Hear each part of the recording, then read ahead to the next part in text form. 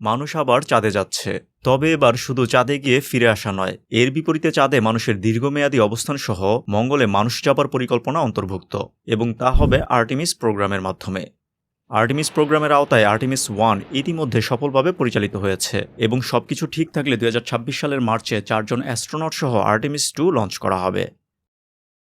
Artemis প্রোগ্রামের পরিকল্পনা পরিসর বিশাল, এবং প্রোগ্রামটিকে এক প্রকার ইন্টারন্যাশনাল প্রোগ্রাম বলা যায়, কারণ এখন পর্যন্ত বাংলাদেশ সহ 7টি দেশ এই প্রোগ্রামের সাথে যুক্ত হয়েছে। তবে চীন এবং রাশিয়া কিন্তু এর সাথে যুক্ত হয়নি, তাদের আলাদা করে ILRS বা international lunar research station programme রয়েছে, এবং এর সাথেও এখন পর্যন্ত 17টি দেশ যুক্ত হয়েছে। তার মানে চাঁদ নিয়ে নতুন করে আন্তর্জাতিক রাজনীতি শুরু হয়েছে, অর্থাৎ এক প্রকার স্পেস রেস শুরু হয়েছে। তবে আজকে রাজনীতির বিষয়ে না গিয়ে ভিডিওতে শুধুমাত্র আর্টেমিস প্রোগ্রাম সম্পর্কে বলা হবে। আমি জুম্মান আছি আপনাদের সাথে, আপনারা দেখছেন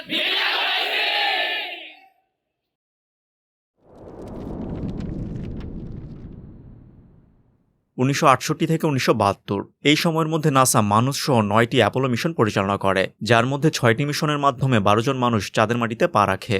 এরপর অর্ধশত বছর কেটে গেলেও মানুষের আর চাঁদে যাওয়া হয়নি, তবে আবার মানুষের পা চাঁদে পড়তে যাচ্ছে আর্টেমিস প্রোগ্রামের মাধ্যমে।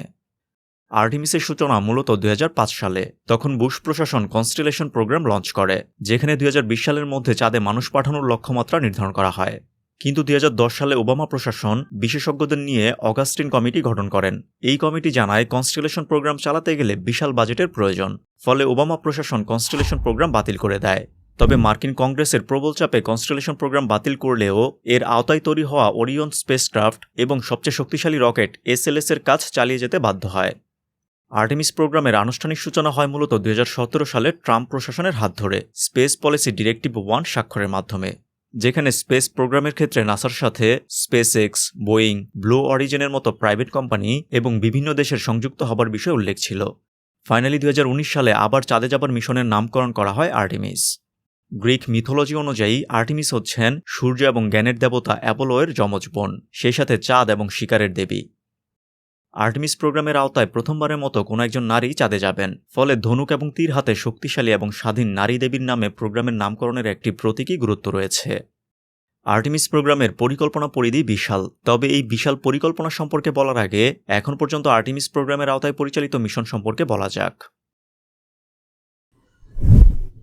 আর্টেমিস প্রোগ্রামের প্রথম মিশন আর্টেমিস 1 লঞ্চ করা হয় 2022 সালের 16 নভেম্বর। এটি ছিল মূলত একটি পরীক্ষামূলক মিশন, যার মাধ্যমে SLS রকেটের সক্ষমতা, ওরিয়ন ক্যাপসুলের সুরক্ষা সিস্টেম এবং এর হিটশিল্ড পরীক্ষা করা হয়। স্পেস লঞ্চ সিস্টেম SLS হচ্ছে বর্তমান বিশ্বের সবচেয়ে শক্তিশালী রকেট, যা নভোচারী এবং ভারী মালামাল সরাসরি চাঁদের কক্ষপথে নিতে সক্ষম। অ্যাপোলো মিশনে ব্যবহৃত স্যাটার্ন 5 রকেটের তুলনায় এটি 15% বেশি শক্তিশালী, উচ্চতায় 322 ফিট, অর্থাৎ 32 তলা বিল্ডিংয়ের সমান।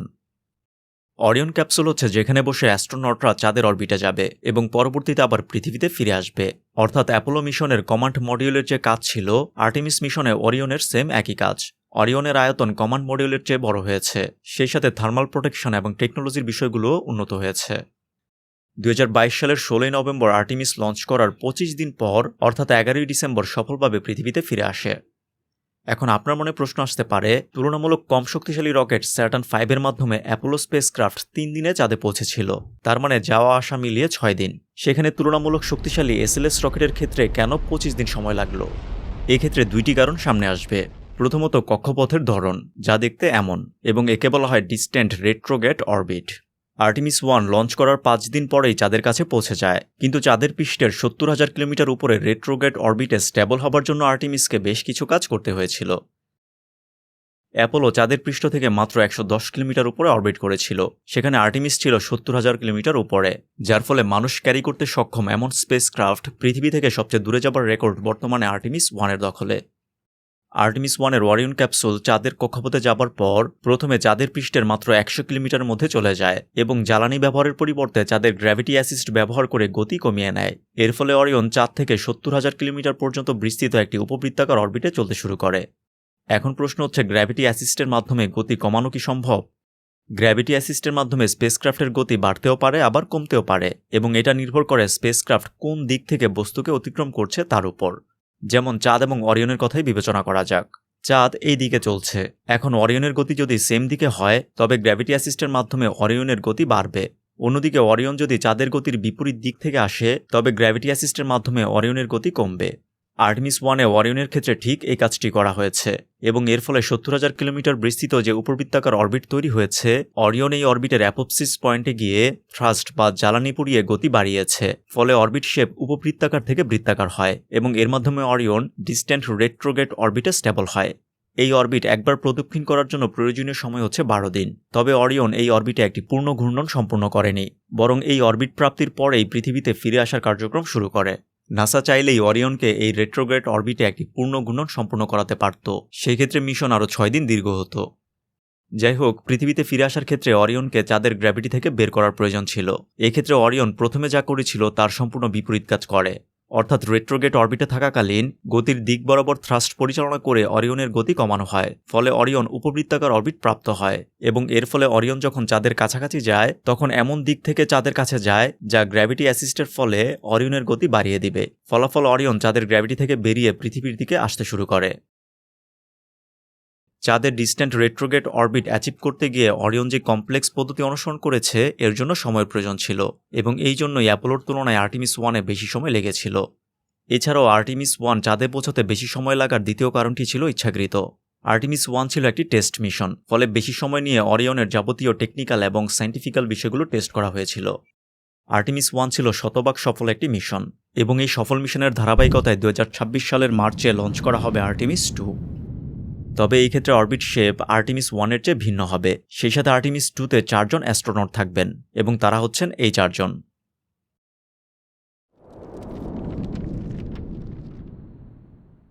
আর্টেমিস 2 লঞ্চ হবার 2 মিনিট পর বুস্টার আলাদা হয়ে যাবে।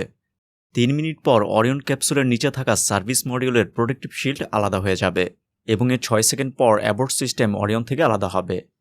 এই অ্যাবর্ট সিস্টেম মূলত রাখা হয় রকেট লঞ্চ করার সময় যদি কোনো দুর্ঘটনা ঘটে তবে অ্যাস্ট্রোনটদের যেন নিরাপদ স্থানে সরিয়ে নেওয়া যায় সেজন্য।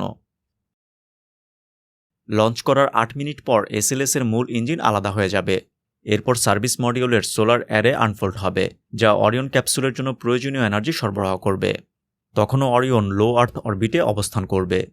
90 মিনিট পৃথিবীর অরবিটে থাকার পর অরিয়নের পেছনে থাকা আইসিপিএস এর ইঞ্জিন সক্রিয় হবে, যা অরিয়নকে হায়ার আর্থ অরবিটে নিয়ে যাবে।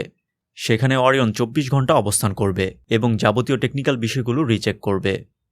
এরপর আইসিপিএস অরিয়ন থেকে আলাদা হয়ে যাবে। এ অবস্থায় অরিয়ন বেশ কিছু টেস্ট সম্পূর্ণ করবে, যেমন অরিয়ন ক্যাপসুলের ভিতরের life support system, communication system, navigation system ইত্যাদি। সবকিছু যদি ওকে থাকে তবে অরিয়নের সার্ভিস মডিউল ফাইনাল ফায়ার করবে, যাকে বলা হয় ট্রান্সলুনার ইনজেকশন।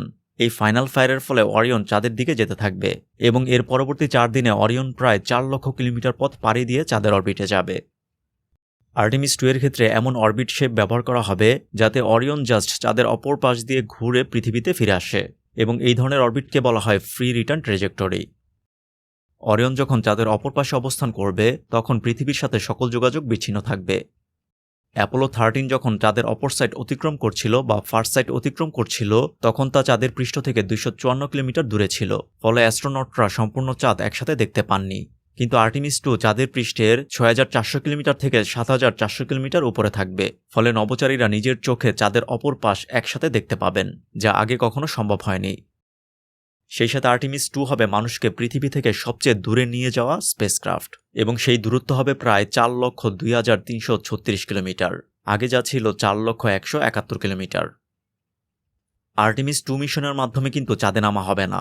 আর্টেমিস 2 এর মাধ্যমে অ্যাস্ট্রোনটরা চাঁদের অরবিটে যাবার বিষয়টি টেস্ট করবেন এবং ফ্রি রিটার্ন ট্রেজেক্টরির মাধ্যমে 10 দিনের যাত্রা শেষে অরিয়ন স্পেসক্রাফট পৃথিবীর বায়ুমণ্ডলে প্রবেশ করবে এবং তখন অরিয়ন থেকে সার্ভিস মডিউল আলাদা হয়ে যাবে এবং পৃথিবীর বায়ুমণ্ডলে ঘর্ষণের ফলে পুড়ে যাবে। অন্যদিকে অরিয়ন স্পেসক্রাফটের হিট শিল্ড নিচের দিকে মুখ করে বায়ুমণ্ডলকে অতিক্রম করবে। অরিয়ন ক্যাপসুল ভূপৃষ্ঠের কাছাকাছি আসার পর কয়েক ধাপে 11টি প্যারাশুট ওপেন হবে, যা অরিয়ন ক্যাপসুলের গতি কমাতে সাহায্য করবে এবং ফাইনালি 4 জন অ্যাস্ট্রোনট সহ অরিয়ন ক্যাপসুল প্রশান্ত মহাসাগরে অবতরণ করবে। আমার এই 2টি ভিডিওর যে কোনো একটি ভিডিও দেখলে অ্যাস্ট্রোনটদের পৃথিবীতে ফিরে আসার বিষয়টি আরও বিস্তারিত জানতে পারবেন। আর্টেমিস 2 এর মাধ্যমে চাঁদ নিয়ে নতুন আরেকটি অধ্যায়ের সূচনা হবে, কারণ আর্টেমিস 3 এর মাধ্যমে মানুষ আবার চাঁদে যাবে। তবে এই ক্ষেত্রে স্পেসএক্সের কিছু কাজ এখনও বাকি রয়ে গেছে, সেই সাথে জাপান, ইউরোপ, কানাডার অনেক কাজ এখনও প্রক্রিয়াধীন। এখন সম্পূর্ণ আর্টেমিস প্রোগ্রামের পরিকল্পনা পরিসর সংক্ষেপে বলা যাক।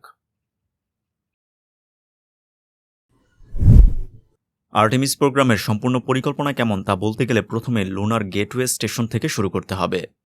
পৃথিবীর অরবিটে যেমন ইন্টারন্যাশনাল স্পেস স্টেশন রয়েছে যা সার্বক্ষণিক স্পেসে অবস্থান করে, ঠিক তেমনই চাঁদের অরবিটে লুনার গেটওয়ে স্টেশন স্থাপন করা আর্টেমিস প্রোগ্রামের একটি গুরুত্বপূর্ণ অংশ।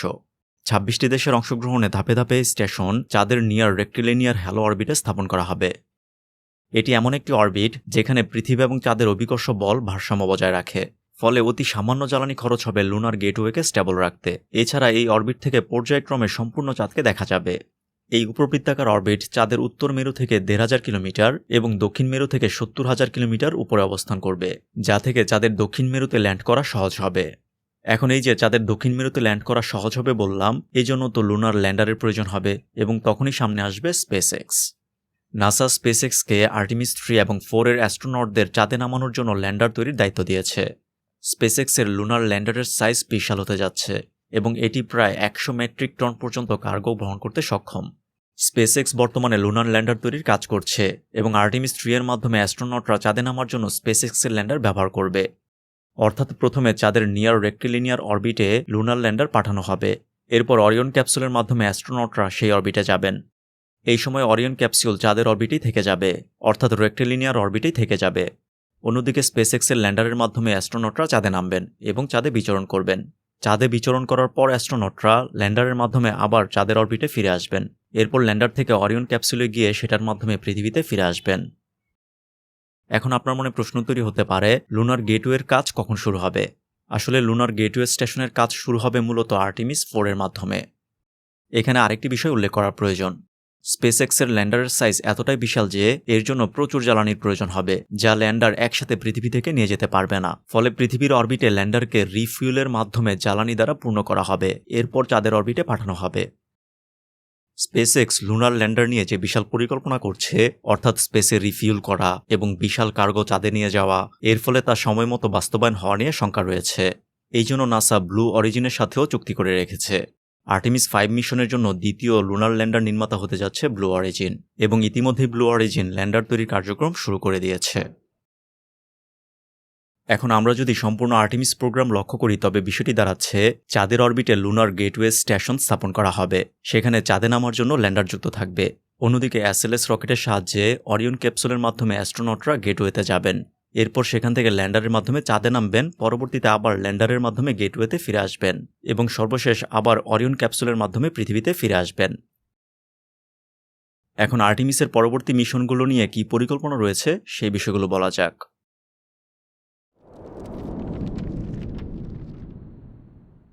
আর্টেমিস 3 এর মাধ্যমে মানুষকে আবার চাঁদের পৃষ্ঠে নামানোর পরিকল্পনা রয়েছে, যা ইতিমধ্যে উল্লেখ করেছি।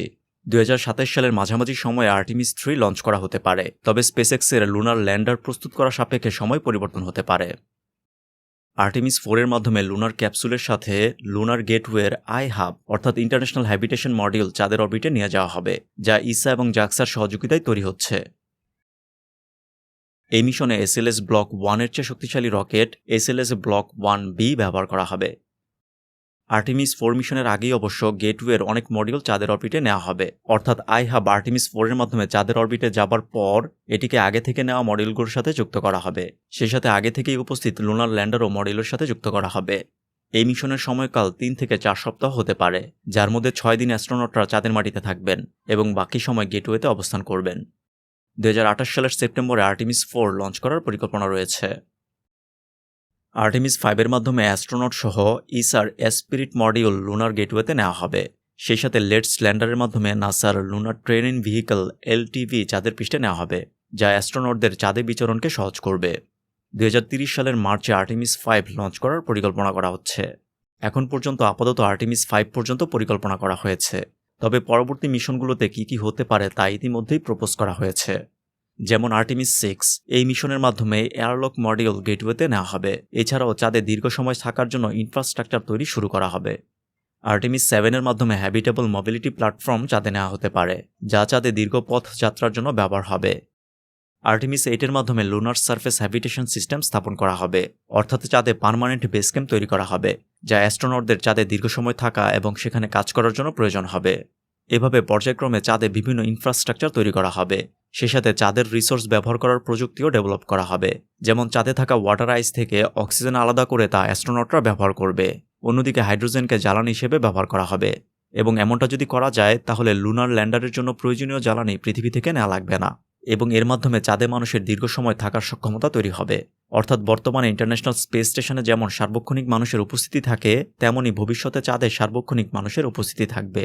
এর মাধ্যমে পৃথিবী ভিন্ন অন্য একটি সিলেস্টিয়াল অবজেক্টে থাকার বিষয়টি মানুষ আরও বেশি আয়ত্ত করতে পারবে, যা মঙ্গল গ্রহে মানুষ পাঠানোর ক্ষেত্রে সহায়ক হবে।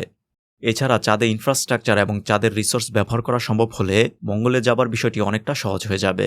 কারণ চাঁদের গ্র্যাভিটি পৃথিবীর তুলনায় অনেক দুর্বল। তার মানে চাঁদ থেকে স্পেস মিশন পরিচালনা করা খুবই সহজ এবং জ্বালানি সাশ্রয়ী হবে।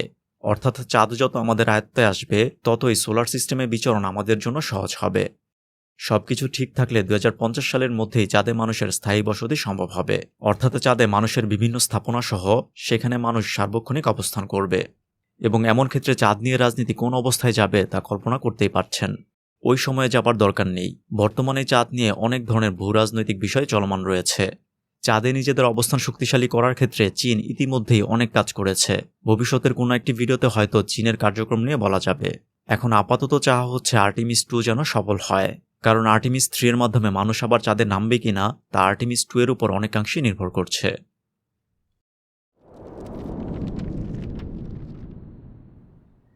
চুম্বকের আকর্ষণ বিকর্ষণ দেখে আমরা অভ্যস্ত, কিন্তু এই আকর্ষণ বিকর্ষণের পেছনের কারণ খুঁজতে গেলে অনেক প্রশ্ন তৈরি হবে এবং তখন জানা যাবে পানির মতো বস্তুতেও চুম্বকের প্রভাব রয়েছে। এখন চুম্বক আসলে কিভাবে কাজ করে, চুম্বক কিভাবে তৈরি করা হয় এবং কোন কোন বস্তুর উপর চুম্বকের প্রভাব রয়েছে, এমন চুম্বক সম্পৃক্ত বিভিন্ন বিষয় বিস্তারিত জানতে এই ভিডিওটি দেখতে পারেন। ভিডিও ভালো লাগলে বিজ্ঞান পাইসি পরিবারে যুক্ত হয়ে সাথে থাকতে পারেন।